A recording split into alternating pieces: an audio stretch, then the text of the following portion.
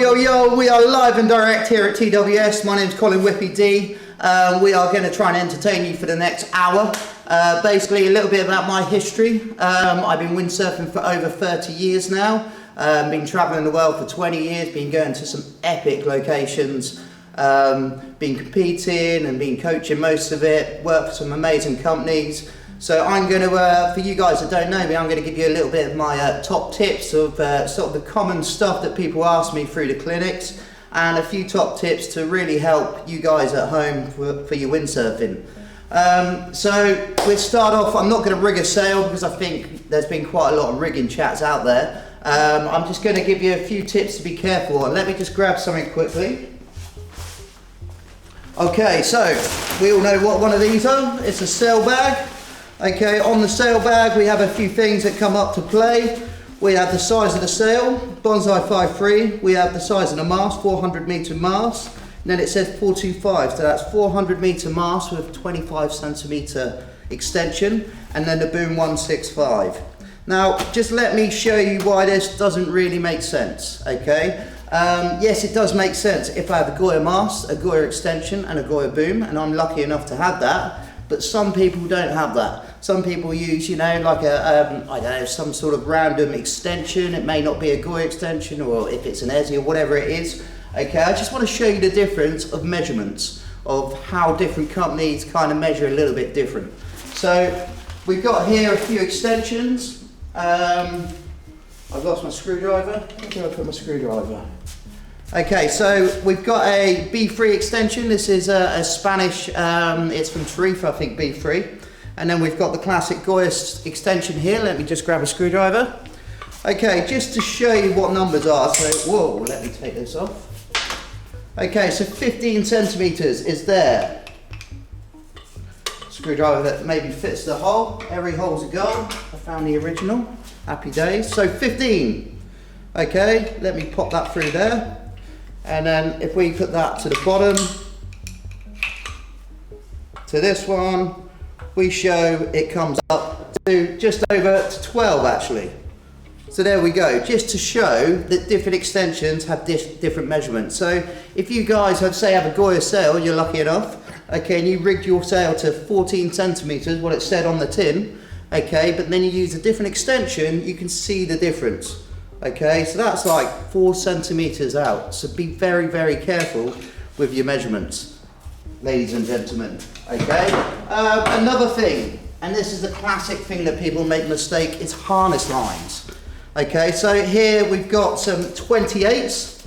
Okay, 3 different brands, Mystic, North and MFC, and we can see they're all different sizes. Okay, I'd say the MFC are probably about 28. Okay, and they measure, I think, from the top here, and you can see the 28 Mystic ones are a lot bigger. Okay, and then we have the North ones, they're about the same size. Okay, so that's just another thing. Let's have a look at the 32 inches. We have MFC again that I use, and we have Severn. And as you can see, the Severns are a little bit shorter. Okay, so very important. So never buy a set of harness lines online if you've never used them before. So I'd always recommend going into the shop and checking out the harness lines and make sure they're the right size. I know Neil Pride are probably 4 centimeters bigger than everybody else because they measure from, let me grab my harness line. So some companies measure from the bottom, some measure from there, and some measure from the top. So look, no one's right or wrong, they're just different measurements. So you've got to be very careful of this if you're buying lines online. Also recommend the solid stiff ones like they do for MSC. They don't move. Like for me, I don't like really this too much when I'm sailing. Okay, with a floppy line you get this, or if you ever hook in by jibing or jumping, it's pretty annoying, so always go to fixed one. Okay, so that's a little bit about measurements. Another thing that you guys will probably, because we've all been at home, we haven't windsurfed for a while, another thing that we've got to be really careful with is your UJ, your universal joint. Now, these have a lot of pressure. When they're in the board and connected to the sail, they're pretty much like that all the time in the sun. They go brittle, they crack, they break. I'd recommend keeping an eye on that. If you have any tiny little bits of cracks in them or anything like that, get rid of it. Okay, you don't have to get rid of the whole mast foot, you can just replace the tendon. Now if you ever buy one of these, it's worth getting a good one. They are worth a lot of money, but they keep your cell connected to your board. Now if you ever do go in a shop and you buy one of these, make sure you get a spare tendon so you've always got that spare bit. Now truthfully, I always change mine. I use my kit a lot, so I probably use my kit in a year what you guys do in a lifetime. And my kit's always constantly on the beach in the sun, so this thing goes perish quite quick. So I always keep an eye on this. Okay, so if there's any cracks or anything like that, don't trust it, get rid of it. Don't look at it and go, oh, she'll be all right for one more sail, because it won't. That's when you're going to get the Coast Guard out. Now, if you're a late sailor, it's all right, because you're just going to drift to the other side, but it's still annoying, okay? Now, these bits of ropes or a lifeline, if that does break, it just keeps your sail connected to your board. So, highly recommend keeping an eye on this. Now, also one of these things that a lot of people don't have, okay, is called a volcano, or anything like that. I think they're called volcanoes. Basically, it just protects your feet from the mast foot. Now, if you're wondering why that you never hit the mast foot, that's probably why you're not making your tacks. Now, when I tack, I'm literally hugging this mast foot that we're going to explain a bit later. Okay, so I'd recommend one of them. They're probably about 10 euros or 10 pounds. They're nothing, they're well worth it, or 10 US dollars. Grab one, it will protect your feet. Okay. So a little bit about measurements, so you can just see that every manufacturer does measure different, so you've got to be very careful on rigging your sail. Now I'm not going to rig a sail, just because it will take a bit of time, and I'm sure you guys have done all that. So now what we're going to talk about is a few of the main moves. So we talk about turning around, we talk about our tacking and jibing. Now if you guys got any questions out there, please put a comment in the box and I can answer it live and direct here. But let's just break down windsurfing. Now, how I explain it is you've got to think of two halves. You have your top half of your body and your bottom half. Now, at all times, your bottom half's doing something and your top half's normally doing the opposite. So if we look at the jibing, our bottom half's doing this, okay, and our top half's doing the opposite. So now, even if we think about the shaka or shove it, if anybody knows what that is, if the bottom half goes there and the top half stays on the sail, forward loop, we jump, top half stays there, the bottom half goes around that way. So we can work out this system, now that's half of windsurfing. So we're going to talk about the jibe and attack. Now, the jibe and attack, there's two movements. Once you've learned that, you won't ever have to learn it again. Now, a lot of people come up to me and say, oh yeah, I'm really struggling with my tacking or my jibing. Okay, and then I ask them, I say, right, show me what you do with your tack. And they go, well, I don't know, I just, try and do it out there. Exactly. If you can't do it on the land, you've got no chance of doing it out there when it's rough and you've got the sail to deal with and stuff like that. So I'm going to give you a little bit of homework to practice at home, and once you master all of this, okay, you can practice it in the mirror, you can do it in your kitchen, you can do it in the bathroom. Once you master all of this, you've got your jibing down to a T and your tacking. Then there's a few more other step movements, the heli tack and now the foil jibe, and that's pretty much the only 4 movements you'll ever need. So I'm going to explain the first 2, just my bottom half and what goes on with the feet. So I'm going to grab my lovely board here, slide it over. Okay, so hopefully you can see my board. Take my shoes off. Okay, you don't have to use a board. I'm going to show you how not to use a board in a minute, but I'm just going to use a board because I've got lots of them, so I might as well take advantage. First things first, foot strap size. Okay, if we can see my feet here, this is on the minimum. Now, if I lift up with all my toes, my foot nearly slips out. Now, this is very, very important why we need big foot straps. If we have tiny foot straps, we're kind of sailing on our tiptoes. Now, if you ever windsurfed in a pair of high heels, it's pretty hard. I wouldn't recommend it. Okay, so first things first, I need to sort my foot straps out. So, people freak out about big foot straps.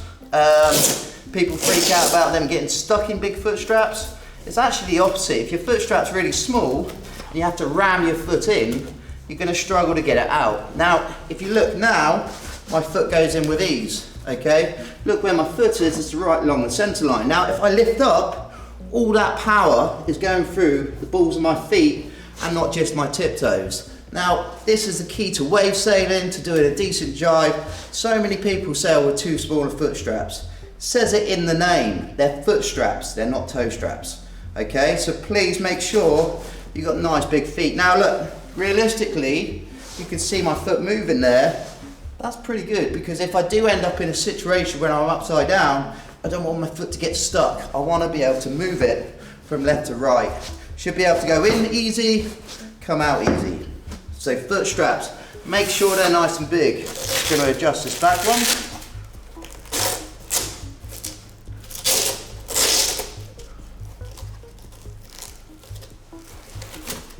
Okay.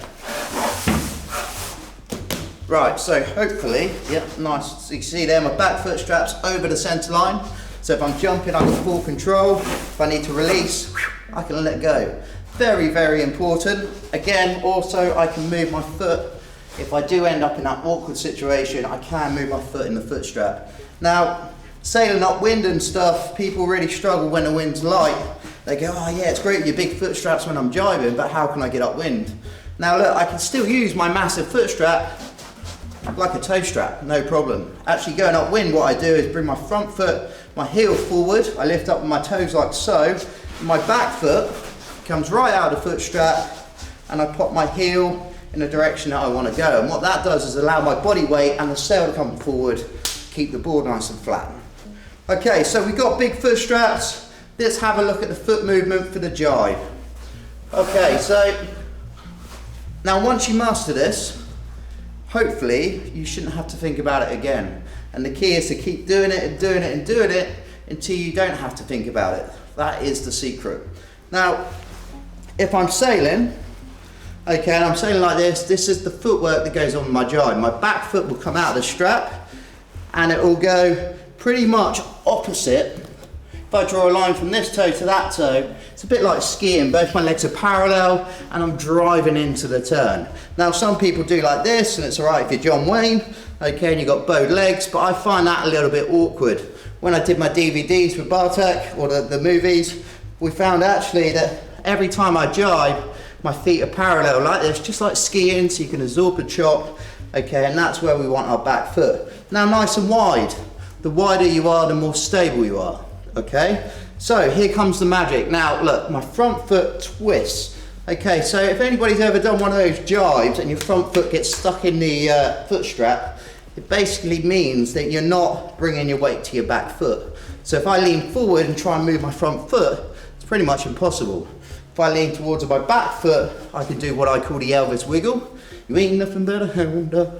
Okay, get the Elvis wiggle, and then I can slide and glide it across heel to toe. Now from there, this is an awkward position, so you don't want to stay in this position for too long. Now from here, if I bend my knees like this, it's a lot easier. Now if I stand upright, it's quite hard to actually do this position here. If I bend my knees and then step forward, it's a lot easier. Now every time I think about jibing, and when I teach jibing, think about stepping down steps. Okay, so my back foot comes out the foot strap and it comes down. Okay, when I do my foot change, I step and always keep my weight and body weight low to control that power. Now, the most common mistake with people they're jibing as they're flying along, back foot comes out, they're stepping up, okay, wobbling, whoop, and then they step forward.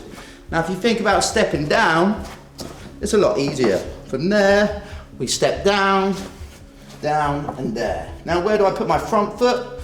Always just behind the mast foot, because hopefully I'm going to have a little bit of power to control that power, and towards the centre line. So I can push that board off downwind and then straight into the front strap. Okay, so again, foot movement for the jibe is all you're going to need to learn.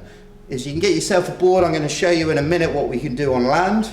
Okay, without a board, we're going to bend our knees, lean our weight to our back foot, heel to toe, and then step like so. Okay, you can practice the other way. There, easy. Now if you train that every 5 to 10 minutes before you go to bed, if you clean your teeth in the classroom or anything like that, once you come on one of my clinics or the next time you go to jibe, hopefully you won't have to worry about that, and we can worry about the top half. Cool. Right, let me show you how we can make a simulator at home without a board. All you need is a bit of sticky tape. Okay, some sort of, you could use a cup of tea, a can of beer, a bottle of Corona, that's a bit awkward. Okay, anything like that, and give yourself a mast foot. Now if you can have a look, I have a centre line. The centre line is really important in windsurfing. Okay, realistically my front foot strap will be about a foot away, and what I'm going to do is draw myself, or sticky myself, some foot straps like so. There we go, and there we go, I've got myself a board. You don't have to do this with tape as long as you keep an eye on for the centre line. Now I'd recommend the first time you do it is either have some tape, okay, or you can even use a pair of shoes like that, or a pair of flip-flops, you know. If you don't have the tape, you can have this, and then you could go like so. But I've got the tape, not very sticky, must be from the Chinese shop. Okay, so from here, my feet are in the foot straps, okay, and then from here, I go across, heel to toe, and then step forward. So I don't need a board, and I'm doing it in my kitchen. So again, from here, come across like skiing, heel to toe, and then step forward. Cool. So there's my virtual board, should we say, in my kitchen. So next time you're cooking some food up, grab your board. If you're doing the frying pan, there. Okay, you're all over it. Now we're going to go through the tack in a minute. Okay, actually we might as well carry on with the tack now. So, the jibe, that's all you have to practice at home. Again, just once again, back foot comes out, this is just your footwork, heel to toe to step. Okay, remember to step down, look at my knees. They go from there, I bend down and keep nice and low. Now with windsurfing, it's always better to fall onto your back than to fall onto your face. Now if you fall onto your face, it normally puts you in a weird, awkward position that you need to water start out from. If you fall onto your back, normally you have yourself flying, and then boom, you can fly off and away you go. So always try and think about falling down into the water. Cool. Now let's have a look at the tacking side of things. We have got questions. I see we have questions. I will come back to them in a second. Okay, so tacking. Now most people when they tack, they bring their feet up and they put their front foot there. Okay, now the only problem when I tack, if I do that, I normally naturally want to step away from the centre line. Now one top tip for the tack is when you put that front foot up, try and wrap it all the way round.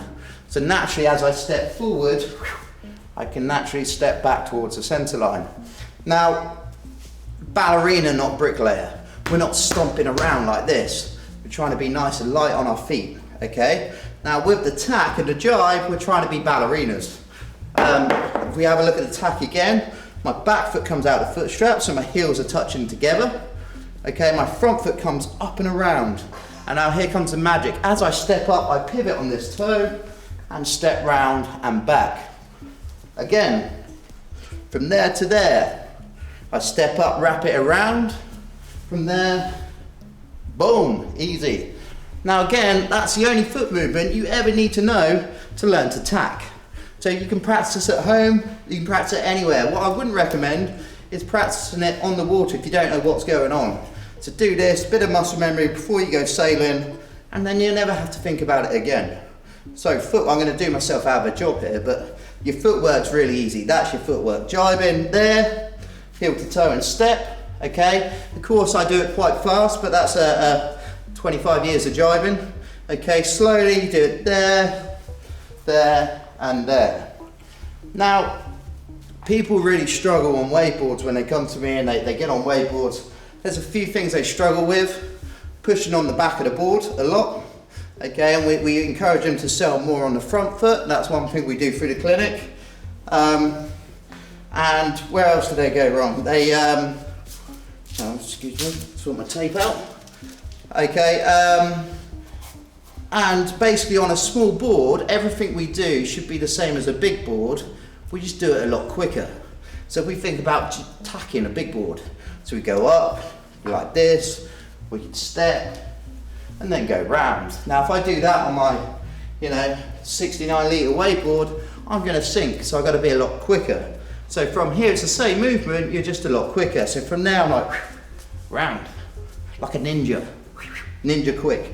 Now if we look at jibing on a big board, and we're you know, a big free ride board, my back foot comes out, I'm jibing, and normally my foot movement's about that speed.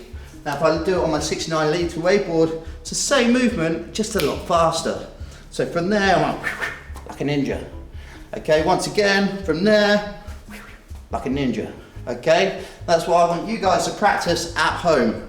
And then we'll talk about the tack and the jibe for sort of what happens with the sail, maybe on a later date if this works out well. Okay, so we have a question from Vilka. What's the best size sail to line a forward loop? That is a very good question, and that all depends on you.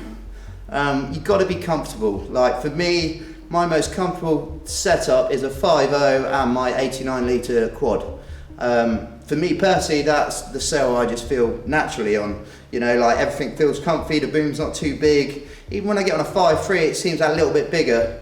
I do get spoiled. I do live in very windy, nice places, so I am very lucky for that side of things. But the most important thing is something that you're comfortable with. You know, like if we go to Pozo, the average size sail for the ladies there are, you know, 2.7 and 3.0, so they're going to feel comfy on that. And then if we take it up to Lanzarote, for example, the sails are a bit bigger because the wind's a lot less. The people there are probably going to be comfy on 5.3s, 5.7s. So it all depends on yourself, and the most important thing is you're comfortable. Okay, comfort is everything with tuning. You know, if you're comfy with your kit, you're not fighting it, and you're going to feel comfy to then pull off your first forward loop or something like that. So if there's any more questions at home, please fire them over. We do have another one. Somewhere. Here it comes. From Chris Wright. Any tips on... we'll just have a few technical issues. Any tips on early planing? Yes, lots. Okay, now the key to early planing is all in the head. And it's that Monday, Friday feeling. Like at the moment we're at home every day, but you know, if we go back 2 months and it comes to Monday morning, we're like, oh, really? We've got to go to work again. And you're walking around, you're being really heavy, and you're being heavy as possible. Now Friday comes, you're like, woo, let's go, yeah, it's weekend. And you're being super light. Now, that's all in your head. Now, early planing, I get this question a lot with bigger people. Bigger people, as soon as they look at the water and they go, right, it's not windy enough. So already before they've even gone into the water, they got put into their head that it's not windy enough. Now lighter people do the same when it's windy. They're walking down a beach thinking, shit, the bed, it's windy. Okay, and they're actually already, before they go out in the water, they've got it in their head that they're too light. So it's all about mental sort of preparation. Now, Dave White, a legend of a guy from Essex, one of the fastest guys on a production board, he's big, okay? And he planes before anybody, like anybody, he flies around. Now, that's in his head because he thinks he's light, but he's actually massive. And so you just got to mentally think about it and be light. Now, a few things we can do with a sail. Now, pumping, like moving the sail all the time. Now, on small wakeboards, if you ever watch any professional windsurfers or any of the good guys, their sail's never just moving. Their sail's always moving, it's never just still. Okay, it's always constantly moving. Now, if I move the sail, I'm actually naturally putting mast foot pressure on, giving myself downforce through the middle of the board. Now, by moving the sail, now this is the same technique as we do when we do a beach start. When we do a beach start, we pull the sail in, we put it forward, and we get up, and then we release. Okay, same as a water start. When we water start, we pull the sail in, push it forward, sniff under the armpit, get up. Once we're up, then we release the power. Now that technique that you're doing to water start and beach start is the same as pumping. Now, it's not a muscle thing. I could do it with 2 fingers, it's a technique thing. And basically the sail comes in and you drive all that power towards you and then you push it forward and then release. Now all that pressure will go through the mast foot, through the middle of the board and get you planing nice and early. Also, top tips, is feet position. Now, my foot is only fully in the foot strap like that if I'm fully powered up. Now, in lighter winds, I'd actually bring my foot out a little bit, so it's like a toe strap, Also, you can see my heel comes forward. What that naturally does is bring my weight forward and the sail's weight forward, and that drives all the weight through the middle of the board, and that's also how we can help early planing ability. Now the back foot, if you're underpowered and it's not too wild, I'd recommend taking your back foot out. Okay, that just takes pressure away from the tail and again encourages you to come forward and bring the sail forward too. So hopefully there's a few tips, but the main thing is to work out the pumping, and again it's the same technique as you've been doing for years when you beach start and water start. Once you get that technique, always constantly moving the sail. Now the only way I can sail that board is if I just stand there and sit there, it will sink. I've always got to be constantly moving the sail. Okay, same with water start. Again, if you're learning to water start and you just sit there like this, you're going to need about 10 more knots of wind. Okay, if you just work the sail a little bit more, you'll get up much easier. Cool, we have another question. Recently I had the problem of stretching my ankle too much to keep the pressure on the freeride board. So I solved by making smaller foot straps. Should I kept big foot straps but move it more outboard? Yes, you answered your question there. Now, it depends on what sort of freeride board it is. Now, look, foot straps this big, okay? It's good for a wave board, definitely a freestyle board, and pretty much most sailing. Now, if you ever get into the freeride boards and the slalom board, you will make them a bit smaller. Now, there's still a limit, okay? Not that you can see my little toe, but my little toe's about there. Now, you can still see there, the most important thing on a freeride board is when I jibe, I'm still going through the balls of my feet, okay? So really important that you still have fairly big foot straps, but not as big as you would on your wave board or your freestyle board. Now, if you're at that level where you're finding that you are breaking your ankles because your board's trying to rail up, now freeride board or a slalom board is meant to rail up, and that's why we have outboard foot straps to keep that rail down. So by maybe moving your foot straps outboard, if you're sailing really powered up, that's going to help stop your ankles for sure. Definitely if you find that the board's railing and you're trying to keep it down, that's how you're breaking your ankle. So yeah, maybe a little bit smaller, but still not tiny, okay? Really important. Like the difference of my slalom board to my wave board, it's probably about that much. And now, I'm not sure how big that is where you come from, but a couple of inches from where I come from, about that much makes a difference. So yeah, to answer that question, also you'll see here that this board has options of two different straps. You have your inboard straps and then your outboard, or inboard to outboard. Now this board tells me it's a freestyle wave, so it's meant to do sort of everything that a wave board does, okay? But if you take it to your lake or if you do sail powered up, you can then move it a little bit more outboard. You've got the option of putting double back foot straps on the back of this. Now you won't see that option on a wave board, as you can see here. Okay, we've only got one option, and that's inboard and the single back foot strap. Now that is because this board is designed to just go in the wave, so it's only designed for you to go inboard, and that's the way they design this board for you guys to sail. Now this board's a little bit different. It's a freestyle wave. It turns amazing on a wave, but also you can have a race with your best mate Dave on the lake. The only thing I'd do different if I was racing Dave would be moving my foot straps outboard. Okay, and that's a good option about these boards. And then you get the same as slalom boards to free move boards. Free move boards have outboard foot straps or slightly inboard from there. We have another question. How do I get my head around launching off a wave and being able to land it? Good question. Now, we are very, very, very, very, very lucky in our sport. We can jump around all day long and we land in water. Now you've got to think about this. Would you jump in a swimming pool? Probably yes. Have you jumped in a swimming pool? Probably yes. Did it hurt? Hopefully no. Okay, that's how you've got to think about it. We're not learning to jump on a mountain bike or a motorbike.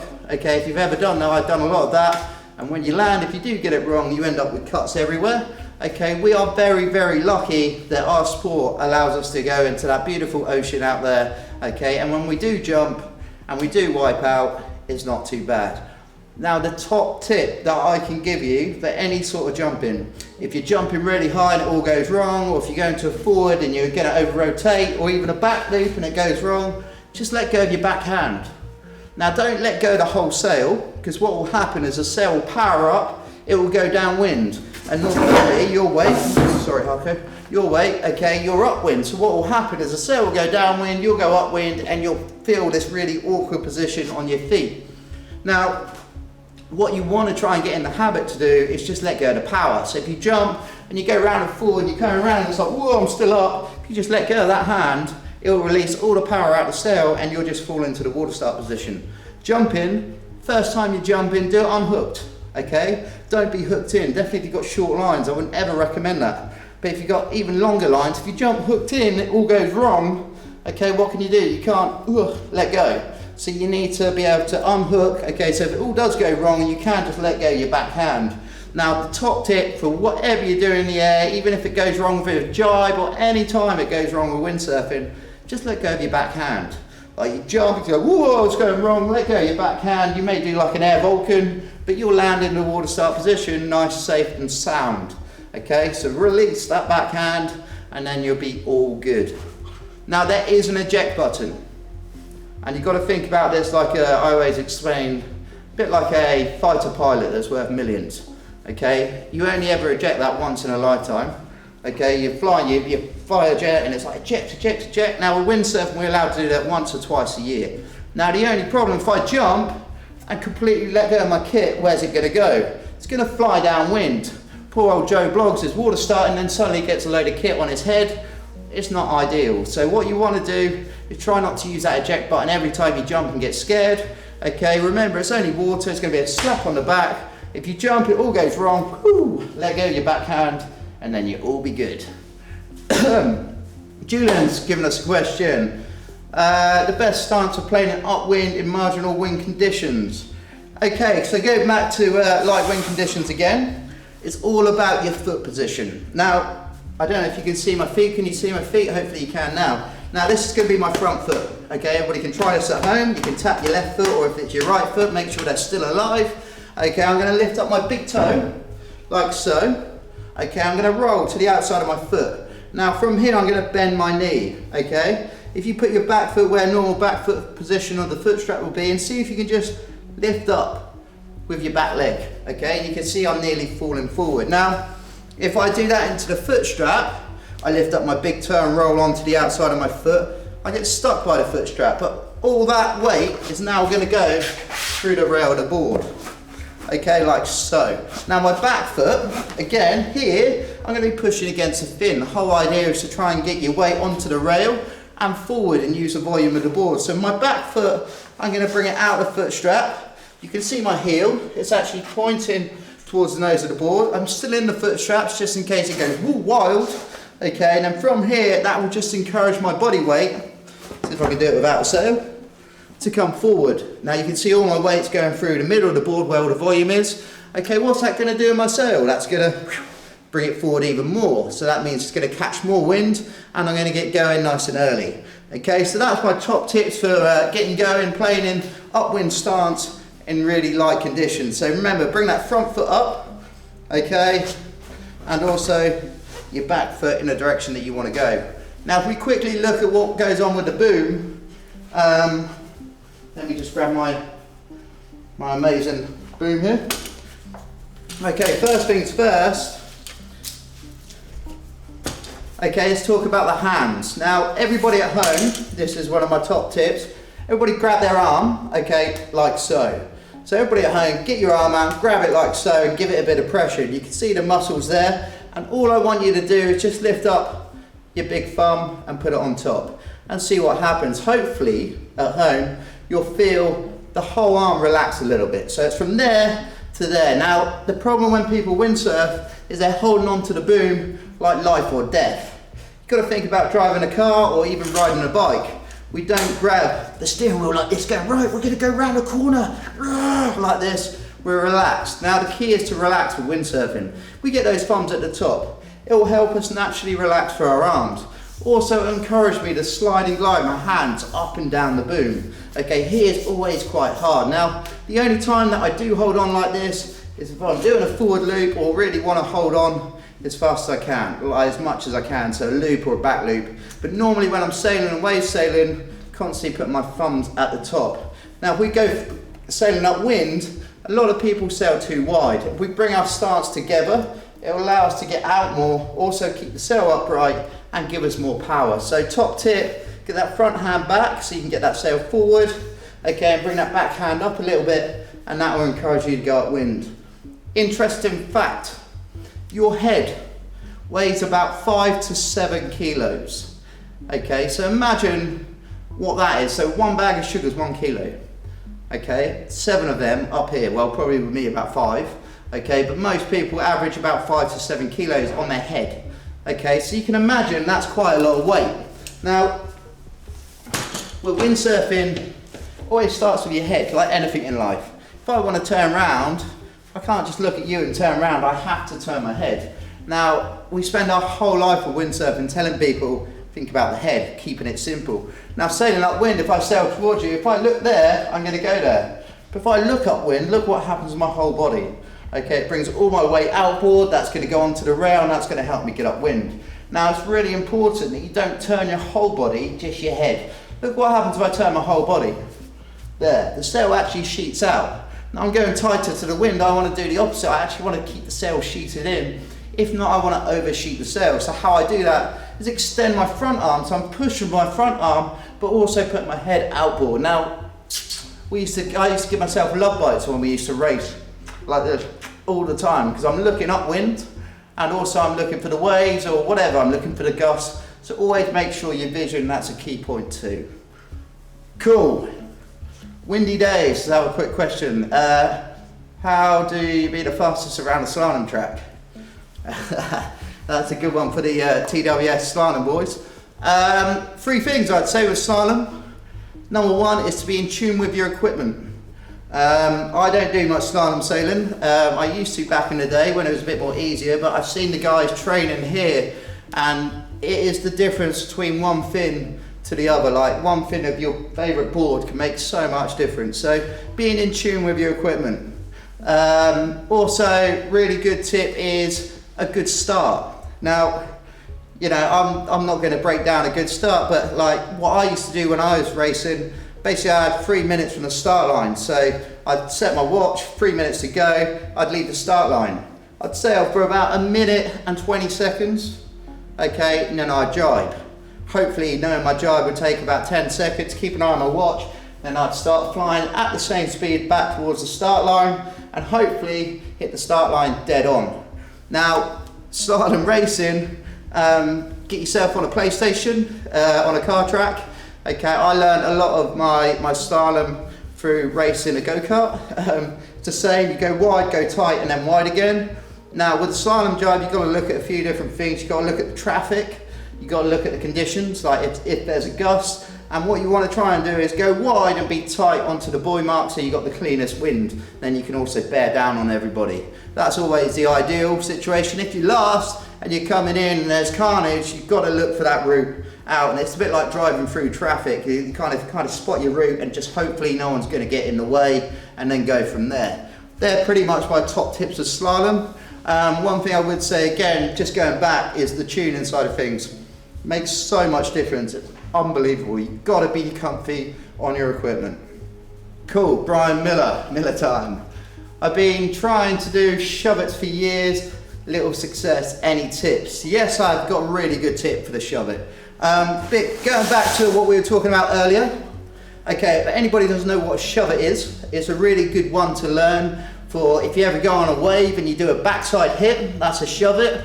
If you ever do a push loop, you go up, you do your push loop, this bit here is a shove-it. So it's actually a really good sort of ground move to have if you want to then progress up to the other moves. Now, the key to the shove-it, most common mistake when people go for shove-its is they lay the sail down and they stand upright like this. And the sail's up there and they go, oh, is that about right, Brian Miller time? That sounds probably about right for most people.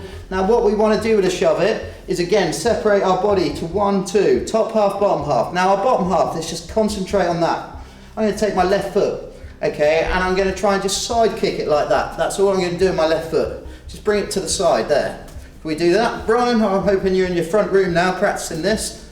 Okay, now if I think about that, okay, my shoulder leads, so my left leg, my left shoulder. As my left leg goes there, my left shoulder is going to do the opposite. There. boom. Okay, and that's really like the key to separate from having the sail up there to get the sail low, is you keep your top half with the sail, okay, and your bottom half's already going off. Now, doing it off a wave or a bit of chop, hands quite close together, we oversheet the sail to get the board carving, and then as the board starts to take off, we leave that foot going that way, and then with our front arm, we push down. Here's our shove it position. Now the reason why they call it shove it, it's just like shoveling, okay? To get myself back up under the board, all I'm gonna do is push my backhand and bring the sail up in front, bang, boom, shove it. Okay, so hopefully that will help. So again, just for you, Mr. Miller, bottom half, top half, just practice that. Boom, boom, or the other way. Shove it. Okay, next one. Jibe knob, me. Change first, the feet or flip the sail? Good question. That is a very good question. Sorry, I just want to get rid of my chewing gum. Now, it depends on the jibing, okay? The question is, should I jibe, flip the sail and go strap to strap, or should I do a foot change first? Now, if you're learning to jibe from day one, I'd always recommend learning the foot change first. Now, some old school sailors that have been sailing for over 20 years, they do their strap to strap. Now, the only problem with the strap to strap is you flip the sail. Can you see me, guys? Yeah, you flip the sail, you grab hold of the sail, then you change your feet. Now, the only problem with that is when I flip the sail, all my weight is at the back of the board. Let me just move this a little bit. Okay, so I'm flying along, I've got my jibe, I flip my sail, and still my weight's at the back of the board. Now, unless I'm ninja quick with the sail, normally what happens, you grab hold of the sail, you do this, and the thing sinks and turns up into wind, and you end up doing a non-planing jibe. Okay, so what I'd recommend if you're learning to jibe is definitely go, not strap to strap, step jibe first. If you're already jibing for many years and you're getting stuck, keep to strap because it may confuse you. Tips to the strap to strap is to be aggressive with the rig, and also when you receive the rig, okay, this front arm, if you ever sail in switch stance, bend this front arm and kiss the gun, and if I do that, naturally you can see my body keeps low. If I stand tall and have a straight arm, I'm going to have no balance. So by bending that front arm, okay, and kissing that gun, that's not very big at the moment because 6 weeks of doing nothing, okay, that will keep you nice and stable. So yeah, definitely recommend the step jibe. We have a video on the YouTube channel if you want to check it out later. You know your footwork, and I'd recommend the step jibe. Okay, Burns asked this question, what safety gear do you recommend to carry? Also, any tips of self-rescue? Thank you. Bit of rope. You can never go wrong with a bit of rope. You know, I actually came up with this idea of a bracelet that gave me 2 meters of rope, but I never actually put it in production. But yeah, a little bit of rope, you could do wonders with a bit of rope. You can tie your sail back together if your out haul breaks, your in haul. You can do your down haul. You can actually connect your mast foot to your sail just to get you home with a bit of rope. So, you know, back in my RYA days, they always recommend us to have a bit of rope on the harness or at the end of the boom or anything like that. So you can always go safety with a bit of rope. Other safety tips is never sail alone. I know it's quite hard to say at the moment because we're not allowed to go sailing, and if we are, we've got to sail alone at the moment. But always make sure you tell someone that you're going out. So if it's your son or your mum or whatever, just say, look mum, going sailing down the coast, should be back about 5 or 6. If you're not back, she can give you a phone, and then there's always someone knows where you are. And always just check your equipment. Now I often change my ropes. A really good one that no one ever checks is this rope here. Whoop. Bloody hell, sorry. Okay, and that's your in-haul rope. You see this? Now no one ever checks that. That little bit of knob there, okay, that wears and tears all the time. People look at it and go, oh yeah, she'll be all right, one more session. Again, that's when it's always gonna break. So make sure your bits of rope are always intact. I again change all my rope. If you notice on my ropes, they're white, okay, and let me show you why. And I'd recommend anybody to do this at home. Like next time you go into your local windsurf store, they got 2 bits of rope. Oh, the yellow one looks quite nice, okay? And it's €3 cheaper for a metre, brilliant. I'm gonna get the yellow one because it goes well in my sail. But actually, the white one's so much better, okay? Why? Because straight away you can see the tension difference, and I'm not even doing that. Okay, this rope is a 4-core strand. It's 4 cores that combine together, and it doesn't move. Now, the Cheap and Cheerful from the Chinese shop or from wherever you're gonna get your rope from, okay, you can see already it's fraying and it's crap. Okay, it's a 3-core strand. So it's 3 cores, so it has a little bit of movement. Okay, so what I'd recommend is always, and some manufacturers, they put the cheap stuff in, okay? What I'd recommend is always get the 4-core stuff. It's gonna make a game changer for putting your downhaul on. It'll just like, it's so much smoother and effortless. Okay, you would talk to any slalom sailor in the world and they'd always use this. Go to 4-core. Okay, next question from Yagov. Is that right? Did I pronounce that right? Yagov. Tried opening my foot straps the way you say, and now I feel a lot less control and less happy to throw in moves. Can you? Okay, right. So, big foot straps are going to feel weird at first. Okay. Most common people, when jumping, people come out of their foot straps. Now, when you jump, no matter what jump you're doing, if it's just a normal jump, to a forward loop, to a back loop, to a push loop. Now, always my front foot hyperextends like that, and that makes the heel of my foot a lot higher. I never bring up my toes. People, when they jump, they do this. Okay, now, where's all my weight at the moment? It's going to be on the windward rail. I'm going to screw up into wind.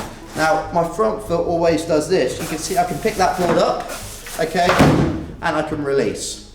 Now, my back foot does the same. I'm going to crunch my back foot up. Now, from here, if I crunch my toes, you can see I can pull the back of the board up like so. Okay, also I can release. It's gonna be strange at first, okay, but see the knees, they're meant for bending.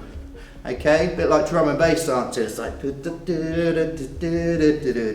okay, now all the time when I'm sailing, unless I'm on super flat water and it's lake sailing, I'm not like this.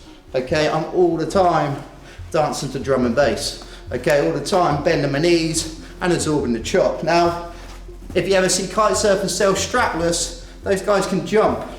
There's a reason they're gripping that board with their feet. Okay, so I think a lot to do with it in your head, and just try what I said when you're jumping. Push through your front foot, hyperextend that.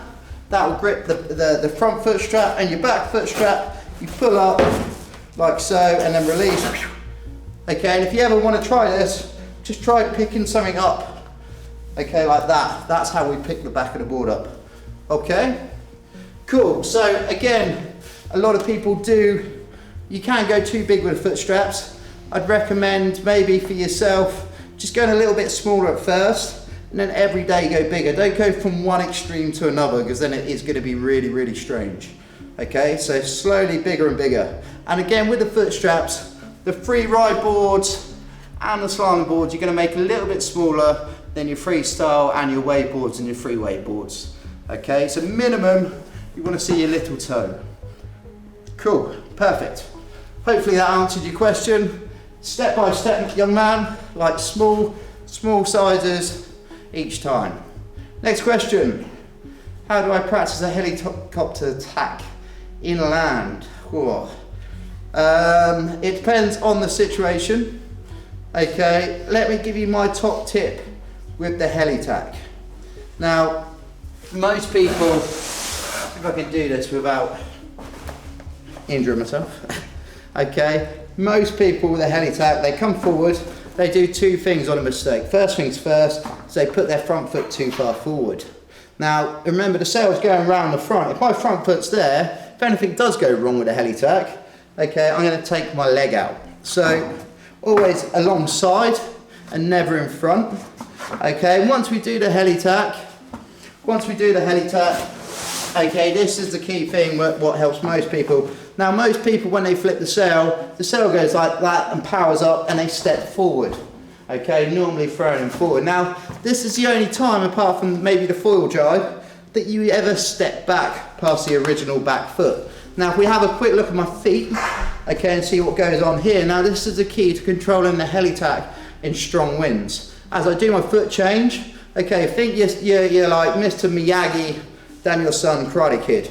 Keeping your arms straight, the sail's going to go that way. Okay, as we move the sail, that's when I'm going to twist my front leg. Now, ready for the magic. So as the sail comes across, I'm going to step back past the original back foot and then forward. Did you see that? Shall we try that again? So this is the key to strong wind helitacking.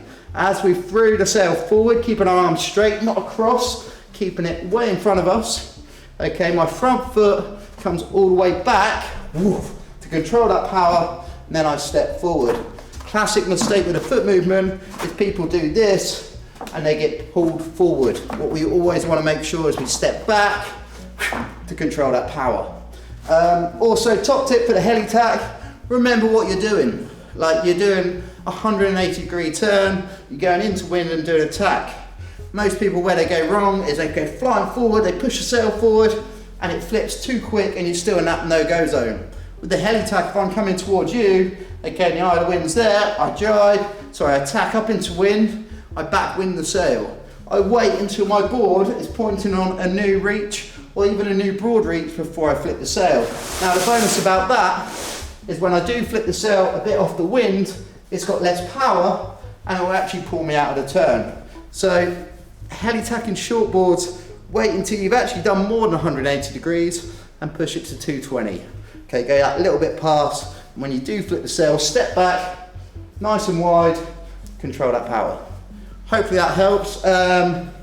Yeah, just a foot movement really. You can practice unless you're in a garden with a bit of wind, and then you need someone on the front to turn it for you. Cool. Any tip to avoid catapult in very onshore gusty conditions? Downhaul is a good tip. Having not lots of downhaul, but having the right amount of downhaul on your sail. This is a thing that people, like we went through a phase, and still now the freestyle sails, for example, the reason why they're so good at ducking and you know, and they have so much power is they have a very tight leach. Now, the only problem with the freestyle sail is when you sail it as a normal sailor in a straight line, it feels like it's pulling you all over the place, and that's why we need a little bit of downhaul. So make sure your sail's rigged. Okay, vision is everything. Like, look out for the gusts and the lulls. You can always pre-plan your trip. Okay, you're sailing along and suddenly, you know, my mate Joe blogs catapults. I know, oh, there's going to be a mega gust. I can bring the board up into wind. I can make myself heavy. Okay, now this is a top tip, okay, for being heavy and the key to windsurfing. If we have a look at my awful body position here, I'm going to actually try and be normal here. Okay, and then I'm going to allow myself to slunch and hunch. Slouch and hunch, that's the word I'm looking for. Okay, and all I'm going to do is just roll my stomach inboard and allow my head to come between my shoulders. Now, if you have a look what happens to my whole body position when I do that, it gets a lot lower. Okay, now from there, I can either go out or inboard, but I've got control of the sail because I'm nice and low and down. Remember what I said earlier, it's much better to fall onto your back than it is to get catapulted forward. Okay, so just vision of the gusts, keep an eye out on other sailors, and also if you're ever overpowered by bringing your board into wind and just being as heavy as possible, okay, is really the key. Now look, this heavy thing is, imagine Friday night and you're at a kebab shop, it's 2 AM and mates want to get you home and you're just sat there going, oh, don't want to move, can't be bothered. Like this is the heaviest you can be. But then if someone throws in, you know, we're going to go to the next club, you'll be like, woo, let's go. Okay, and that's the lightest you can be. Again, it's in the head. So when it's windy and gusty, the key is to just be heavy, okay, sink nice and low, don't stand too tall. Cool. I can't pronounce that one, but Obstasala 95. Obstasala, is that right? Sorry, brother or sister. Top tips for the first time going into the waves. Do I really need a wakeboard for that? No, but you do need something with inboard foot straps and something a bit more easier on a slalom board. Remember the first time I ever went wave sailing, I was on my Explosion 288 and my 6.5 full cambered sail, and I went down the beach and everybody was rigging like 4.5s and 4.7s. I was like, what are they doing? Like, come on there, I'm man enough, I'm going to take a 6.5. Went flying out on my slalom board, hit the first wave, didn't really hit it, just went straight through it, catapulted, and then broke my sail to pieces. Trying to deal with the Sarnum sail in waves was a lot of effort and hassle. So then I go into wave sailing, and I realised having a wave sail is so much lighter and easier to manoeuvre. Also having a wakeboard with inboard foot straps. Now freestyle wave or anything like that will be good. My top tips, if you want to get into waves, do your research. We've got a few things on the YouTube channel that shows you like intro to waves, the rules and stuff. Know the rules, know what you're trying to achieve, you know. Go to the place, ask the locals, that's the best tip. Like, for example, here in Tenerife, right in the bay, it's not ideal to sail on high tide. Now, if you came here just as one-off on holiday, you just look at it and go, yeah, that looks epic, go out and actually have a really bad time. When we do our clinics here, like the best time to sail the bay, for example, is when the low tide and it's pushing. So I always try and do my clinics around then. It makes the beach much bigger, makes the waves not so steep, and it's much easier to get through the waves. So just be careful on the conditions, make sure you don't throw yourself into the deep end, you know, like, you know, first time in the waves, you don't want to go to Hookkeeper and throw yourself off the rocks there and go, yeah, this looks easy. That's a place that takes a lot of talent and a lot of, you know, having a look and searching and find out where the rips and stuff go. Everywhere you go, they do have strong rips. There could be rocks. This is the stuff that you need to ask the local windsurfers. Also, one of the top tips that I'd always say if you go to a new venue with waves is just sit there for 5-10 minutes. Go to the local shop, say hello to make sure that you know that you're there. Find out what's right, what's wrong, why is no one sailing there, and watch the good guys. You know, like, well, that guy's doing loops and you can see him catching waves. And then you see another guy swimming and it's go, whoa, why is he down there? And that's what you need to check out and go, right, actually the good guys are there. This is my plan, I'm going to sail there. That's what I'd recommend. And also, you know, like the clinics are really good. We do a lot of intro to wave clinics that really help people. That waves are not, they don't have to be massive and scary. Like, you know, a lot of people, I have a guest at the moment and he really wants to get into freestyle and stuff, and I'm like, well, what about wave sailing? He's like, oh, well, I'm not sure, I don't want to die. And I think the only wave sailing he's ever seen is Brasilio and Francisco and stuff, and Levi at Jaws, and thinking that's wave sailing. Doesn't have to be like that. Of course it can be, if you got the balls enough in the skill, but just normal wave sailing can be anything from little waves to here to head high to then mast high. It's just choosing the right location and also getting some top tips. Yeah, so answer your question is freestyle wave or something with inboard foot straps and a non-cambered sail would be good. Okay, just make sure your kit is seaworthy and check all your ropes, and then you're good to go. The secret for the forward loop, Matteo. Okay, secret for the forward loop, maybe we will do a forward loop clinic if this goes well. Depends on the feedback from you guys, but I'll give you a few top tips. Now, look, there we go. Let's just try grabbing a mast. Too soon, I need a mast. Okay, right. Think about a leverage. First things first with the forward is to remember what you're doing. Okay, now, if you look back in the day of the 80s and 90s, you saw people doing like killer end over end loops. Now, that's all good, but it's quite scary because you've got to literally go and try and rotate the full 4 meters. Now, for me, most people that go, yeah, I've tried a loop, I did it once, never again. That's not the way that we should loop. In theory, if you do the right sort of, you know, the right research and get it into your head, once you do your first loop, you'll land it and go, shit, is that it? That's pretty easy. That's how it worked for me. Now, a few things to know is do your research online. Again, I've got a great video. Okay, you're rotating like this. You're not going end over end. Mr. Profit from Windsurfing TV explained really well when we did a clinic in Cape Town together. Think of a wheel. Okay, so you have the inside of the wheel and the outside of the wheel. Most people, when they loop, they think they're on the outside of the wheel. They jump and they go, woo, let's go. And they go, whoo, bang, like this. But actually, what happens with a forward is when we do a spin loop, where the kit spins around us and we're on the inside of the wheel. So when I jump, my body doesn't really, my hips go from there to there. That's a loop. I'm not going, woo, and trying to do a handstand. Now, this is the key thing for the loop. Also, wherever you take off, you'll land. So if I take off up into wind and throw it there, I land into wind normally with no power. Now if I take off downwind and throw it there, I hopefully will land in that position with power that will pull me out of the turn. Okay, so we got the position to take off. Now again, we were talking about bottom half, top half. My bottom half, okay, with the forward loop, this is a good muscle memory. Earlier we had to shove it. Now with the forward, we're gonna do this. So it's what I call my hello sailor. Oh, hello sailor. Okay, and I'm lifting up my hips and showing you my arse. Okay, and what that's doing is that's gonna kick the board off downwind. Okay, now the key where people go wrong with the loops, let's use this board for example.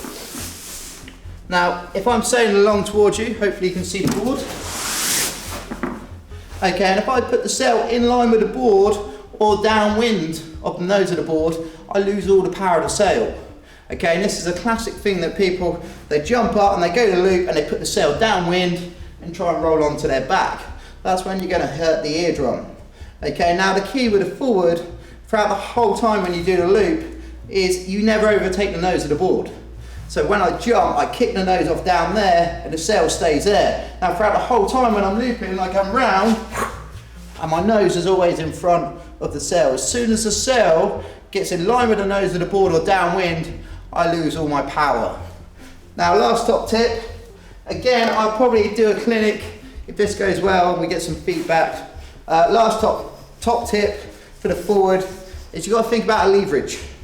Okay, imagine I'm trying to lever this board, okay, and I do it from there, okay, it's going to be quite hard, but if I use the whole length of the mast, it's going to be a lot easy to leverage the board up. Hopefully stay with me, I'm onto something here.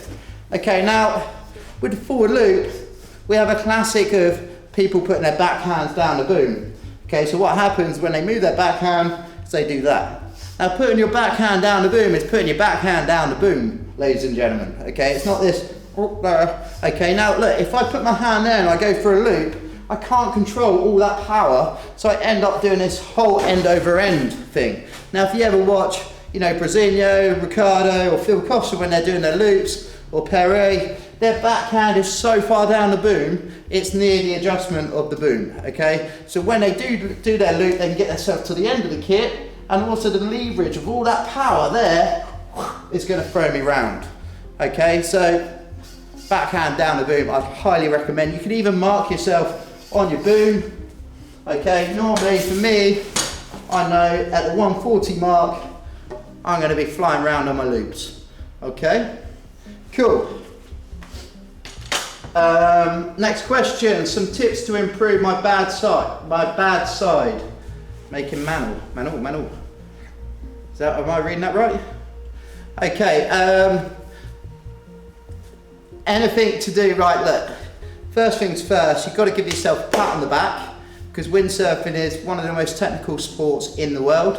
It's very frustrating, but it gives a lot back to you, you know. I've been doing it for years and it still blows my mind that I'm still finding challenges, and I know everybody at home gets very frustrated with windsurfing. You look like, why am I doing this? And then finally you do it, it's like, whoa, I did it! And that's what takes you to the next level. Now, the reason why it's really hard is because if we think about snowboarding or even surfing, let's think about surfing, we get up and we naturally go onto our left foot or our front foot, it depends if you're goofy or natural. Me and my left foot, that's the way I'd naturally surf. Now with windsurfing, we don't have that option unless you sail switch, we've got to do everything both ways. Now, what you've got to remember, if you can do it one way, you can do it the other way, okay? That's all in your head. So you've got to think about what helped you make the other way, and then you can do it the other way. Okay, sometimes I've learnt moves on one tack and I thought, oh yeah, this is really hard, and I finally got it. Then I went to do it on the other tack, it was actually easier. So so just try things. Look, I can remember Nick Baker told me once, he said, you can't claim a move until you can do it both ways. And then I spoke to him a couple of years ago and said, Nick, you know, when I was about 10 years old, you told me this. And he was like, did I? Didn't really mean that. So I don't know really, you know, most of the time when we learn freestyle, we learn everything both ways, but you've got to look at your beach, you know, your freestyle you want to come do on the shore, and then you're jumping on the way up. So it depends. But what I'd say is, you know, you can do it one way, it's possible to do it the other way. Find out where you're going wrong and correct it, because you can do it the other side. So yeah, it's just muscle memory and practice. You've got your foot, you know, you've got your tacking, you've got everything like that. Thomas Harrison, how much is a wave coaching course with you guys at TWS? Well, first things first, I work alongside TWS. They're my good buddies when I'm in Tenerife. They have quite a few clinics kicking around all summer or all winter when they're allowed to open. Me personally, I have my own coaching page, windsurfcoaching.com. All the prices and stuff on there, but it could be anything from a private lesson. Normally the week is with us is about €400 for the week, and we do from in the morning from when the centre opens all the way to the centre closes, then a video debrief, or then we go out in the evening for a few drinks and stuff. So we're always entertaining and having lots of fun, and that's the key. Remember, windsurfing is fun. Don't get frustrated with it. So many people I see, I'm punching the sail. It's like, guys, we're not forcing you to do this. It's meant to be fun. Yeah, fun. Okay, do we have another question? We're loving the questions. Keep them coming. It's good. It keeps me entertained. Lucas, top tips in super choppy conditions. I explained this one earlier. Let's get down on it. Okay, see your knees are like a suspension strut.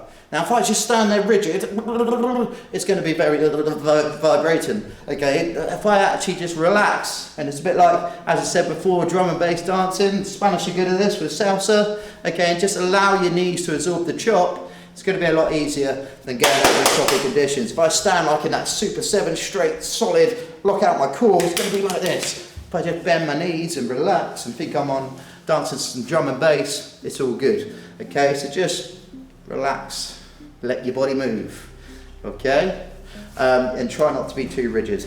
That's my top tips in choppy conditions. Also the angle of your dangle, coming up into wind. If you're hitting the chop dead on, you're going to take off. By coming up into wind, we'll slow it down, and you'll be able to come up into wind and wait and take off every bit of chop.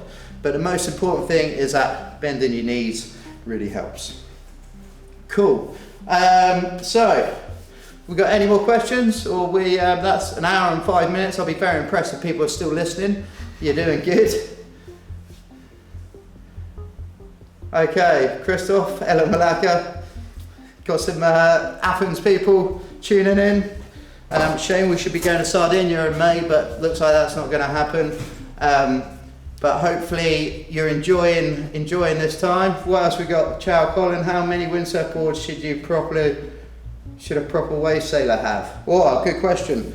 I have two. I travel the world with two boards. And the size, so I'm about 87 kilos. Okay, 86, 87. I know there's going to be a few jokes there. Haven't put on that much weight through the lockdown.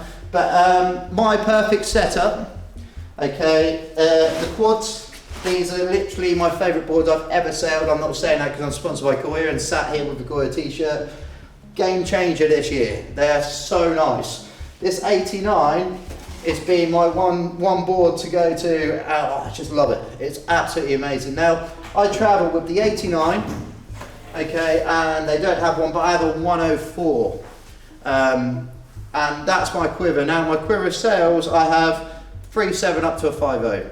Should have a 5.3 when I'm teaching, but personally when I'm traveling, I can I use the 89 when it's windy, and if the wind drops, I can rig my 5.0 bonsai with so much power, I can get it going on the 104 when most people are going on 5.3s. So again, that's in my head, thinking I'm light and really good, and get going nice and early. So yeah, I have a 2-board quiver of my wakeboards. That's a 104 for the light wobble and ride that you get a lot of in Cape Town and Ireland. It's nice to have a bit of volume. What I will say is, back in the day, if you talked about a 104 litre wakeboard, for example, you just go, you're having a laugh. That's pretty much impossible. It's a slalom board. But the boards have got so much better. They got a lot shorter and fatter. Now, you see the top guys on the PWA using the 94 litre boards, the 106 and the 104s and stuff, and all the way down to really small, apart from a few of the smaller guys like Traversa and stuff. But the bigger guys, they're always using, I think, Ricardo's favourite size board's like a 95 litre, a 94. I think he said online the other day. So, it's... the bigger boards are getting better, and they don't feel as big as they should. They have very narrow tails, and that's the key to the quads. They have this nice pin tail, and it just turns on a sixpence. Strap position into relation to fins. Whoa, that's a good one. Now, look, every board's a little bit different. That's all I'm going to say. Now, this is, you've got to feel what's right for you.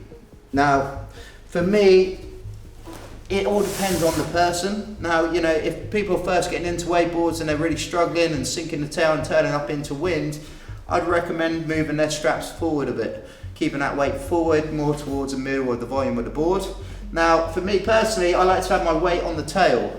So it means that when I do my bottom turns, I can really stamp on the tail and it can turn on a sixpence. Now, it's a personal preference. It's got to be comfy. Now, how wide? Again, you know, it's a personal preference. It depends on you and how tall and how wide you are. Now, you don't want to be too wide, okay, and you don't want to be too narrow. You've got to be comfy. So sort of shoulder width apart, that's a good position for me. I go a little bit wider so I can transfer my weight from one foot to the other. So, you know, I can really get my weight forward if I'm doing my bottom turn, and then as I go, as I drop it in, as I go onto my pivot at the bottom, I then lean and put all my weight on the back of the board. So I like nice and wide. It's a personal preference, you've got to feel comfy.